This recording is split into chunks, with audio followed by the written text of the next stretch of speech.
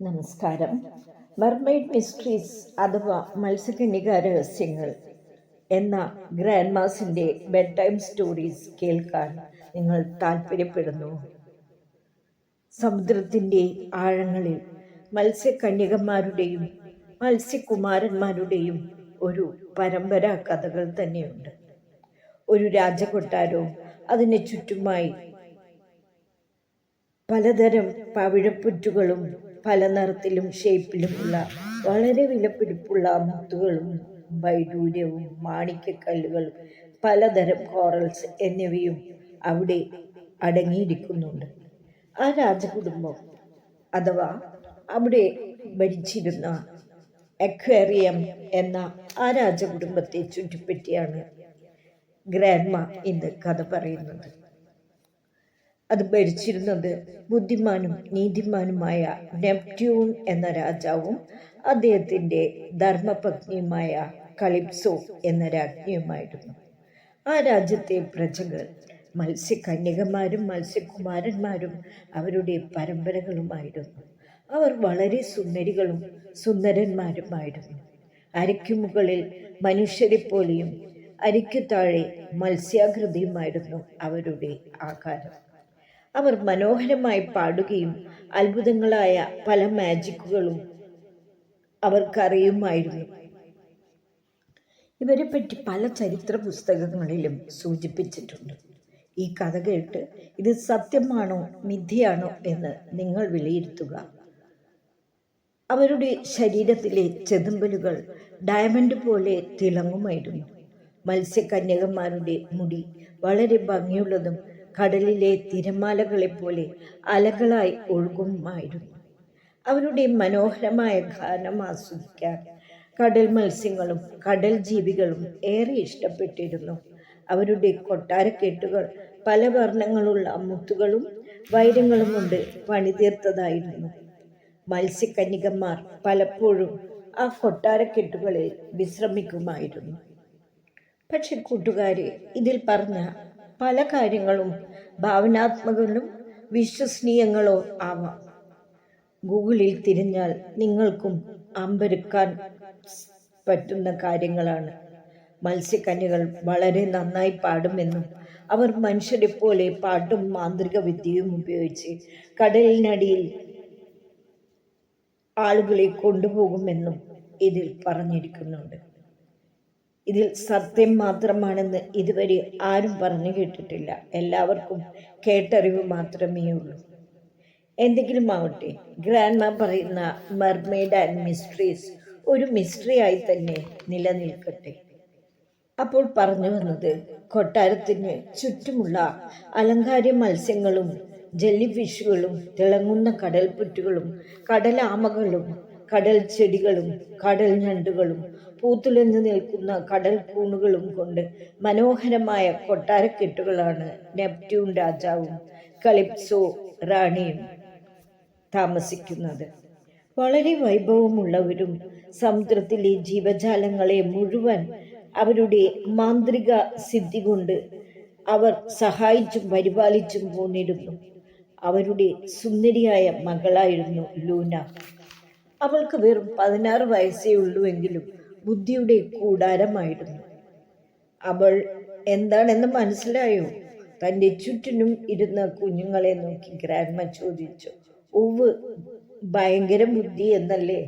ആ, അത് തന്നെ, ഗ്രാൻഡ്മ ചിരിച്ചു. എന്നിട്ട് എന്തായി ഗ്രാൻഡ്മ? പറയാം. തിടുക്കം കൂട്ടാതെ ഗ്രാൻഡ്മ തുടർന്നു. അവർക്ക് കുറച്ച് കൂട്ടുകാരികൾ ഉണ്ടായിരുന്നു. പലപ്പോഴും അവരോടൊപ്പം അവൾ കടലിന്റെ ഉപരിതലങ്ങളും വീടുകളും മനുഷ്യരെയും കൗതുകത്തോടെ നോക്കുമായിരുന്നു. കൂട്ടുകാരികളോടൊപ്പം കടൽ വെള്ളത്തിൽ ഒഴുകി നടക്കാൻ അവൾ വളരെ ഇഷ്ടപ്പെട്ടു. ആഴക്കടലിൽ ഒരു അത്ഭുത മരമുണ്ടെന്നും അതിൻ്റെ പേർ മനോകാംന എന്നാണെന്നും അവളുടെ മുത്തശ്ശി പറഞ്ഞു കേട്ടിട്ടുണ്ട്. ആ മരം എന്ത് ആഗ്രഹം ചോദിച്ചാലും സാധിച്ചു തരുമെന്നും, പക്ഷേ അതിനടുത്തേക്കുള്ള യാത്ര ദുർഘടമാണെന്നും നല്ല മനസ്സോടെ മാത്രമേ അതിനടുത്തേക്ക് പോകാനാവുമെന്നും അവർ പറഞ്ഞത് അവൾ ഓർക്കുന്നു. കൊട്ടാരക്കെട്ടിലെ പടിമേലിരുന്ന് അവൾ ചിന്തിച്ചു. ആ മരത്തോട് അപേക്ഷിച്ചാൽ എന്തും തരുമെന്നും ആഴക്കടലിനെയും അതിലെ ജീവജാലങ്ങളെയും ഒരാപത്തും കൂടാതെ സംരക്ഷിക്കണമെന്നും അവൾ കേട്ടിരുന്നു. ഒരു രാജകുമാരിയായ താനാണ് ഈ രാജകുടുംബത്തിൻ്റെ അനന്തരാവകാശി. ഈ രാജ്യത്തെ സംരക്ഷിക്കേണ്ടത് താനാണ്.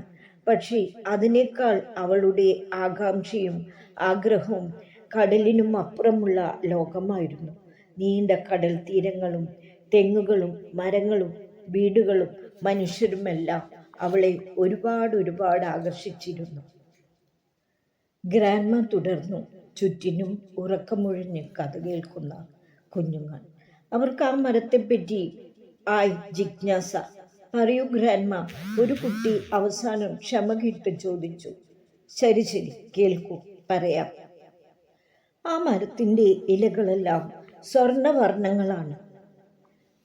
ആ മരത്തിൻ്റെ നിഴൽ വെള്ളത്തിൽ കണ്ണാടി പോലെ തിളങ്ങും. പക്ഷേ അതിനടുത്തെത്താൻ കണ്ണാടിക്കടലും താണ്ടിപ്പോകണം. ലൂന അതിനു തയ്യാറായി. പുറപ്പെട്ടു. കടലിനടിയിൽ പവിഴപ്പുറ്റുകളുടെ ഒരു ഇന്ദ്രജാല പുഴ തന്നെയായിരുന്നു. കടൽ വൃക്ഷങ്ങളും കടൽ ഞണ്ടുകളും കടലാമകളും എല്ലാം അവളുടെ യാത്രയെ മുടക്കിക്കൊണ്ടിരുന്നു. പക്ഷേ ഒക്കെയും കണ്ണുവെട്ടിച്ച് അവൾ മനോകാംന മരത്തിനടുത്തെത്തി. ഒടുവിൽ അവൾ മതിമറന്ന് ആഹ്ലാദിച്ചു. എന്നിട്ടോ? ഗ്രാൻഡ്മയോട് കുട്ടികൾ ജിജ്ഞാസയോടെ ചോദിച്ചു. എന്നിട്ട് അവൾ ആ മനോകാംന മരത്തോട് പറഞ്ഞു, എനിക്ക് ഈ കടലിനപ്പുറത്തേക്കുള്ള ലോകം കാണണം. എനിക്ക് എൻ്റെ ഈ രാജ്യത്തിൻ്റെ പാരമ്പര്യം കാത്തു സൂക്ഷിക്കുകയും വേണം. ഉടനെ അതിൻ്റെ ഇലകൾ അവളെ തലോടി. മരം പറഞ്ഞു, അങ്ങനെ തന്നെ ആവട്ടെ. പക്ഷേ രാജകുമാരി ലൂന, നിനക്ക് ഞാനൊരു കവചം സൃഷ്ടിച്ചു തരും. ജീവശ്വാസം നിറക്കുന്നവയായിരിക്കും. പക്ഷേ നിനക്ക് 1 മണിക്കൂർ മാത്രമേ ഇതിൽ കഴിയാൻ സാധിക്കുകയുള്ളൂ. അത് കഴിഞ്ഞാൽ പിന്നെ അപകടമായിരിക്കും.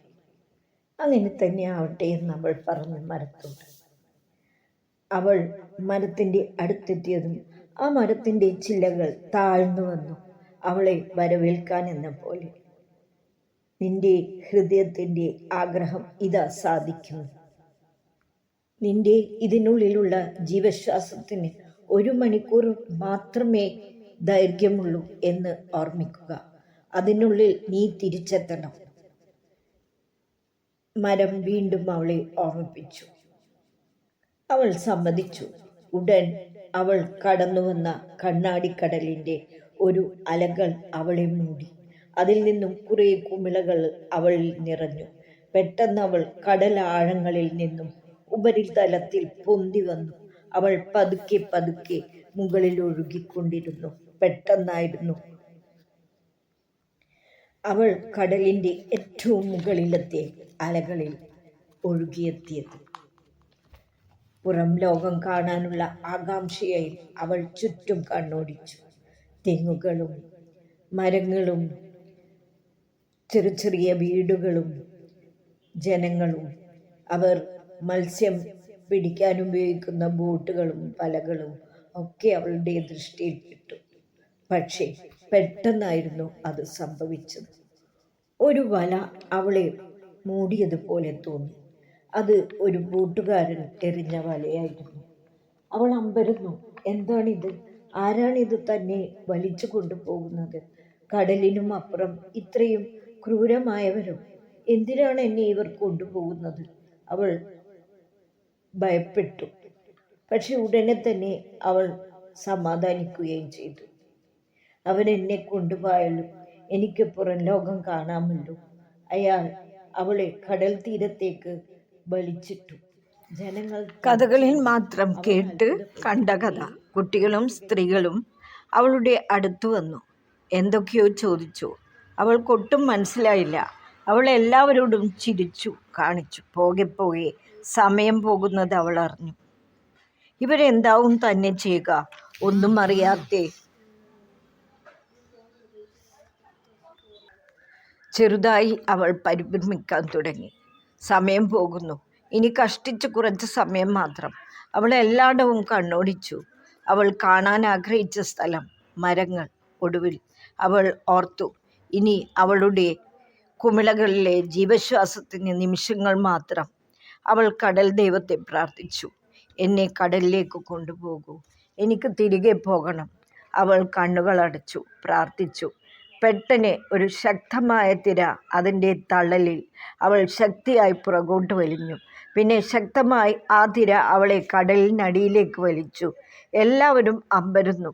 ആ തിര അവളെ മാത്രം ഉള്ളിലേക്ക്, കടലിൻ്റെ ആഴങ്ങളിലേക്ക് കൊണ്ടുപോയി.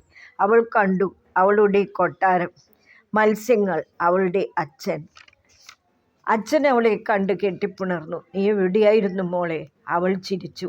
അച്ഛൻ്റെ കരവലയത്തിൽ അമർന്നു. അവൾ പിന്നെ ഒരിക്കലും പുറം ലോകം കാണണമെന്ന് ആഗ്രഹിച്ചില്ല. അവൾ ഒരു രാജ്ഞിയുടെ ഭാവത്തിലിരുന്നു. അടുത്ത റാണിയാകാനായി ആ രാജവംശം ഇനി അവളുടെ കൈകളിലാണ്. അവളെ ആ അത്ഭുത മനുഷ്യരുടെ പ്രവൃത്തി ഭയപ്പെടുത്തിയിരുന്നു. പിന്നെ അവൾ ഒരിക്കലും അങ്ങോട്ടേക്ക് പോകണമെന്ന് ഓർത്തതുമില്ല. അവളെ എത്തിച്ച കടൽ ദൈവത്തോട്, അവളെ ആപത്തു കൂടാതെ വീണ്ടും സ്വന്തം കൊട്ടാരത്തിലെത്തിച്ച മനോകാമന മരത്തോടും രാജകുമാരി നന്ദി പറഞ്ഞു. കുഞ്ഞുങ്ങളെ, കഥ കേട്ടുവല്ലോ. ഇനി സുഖമായി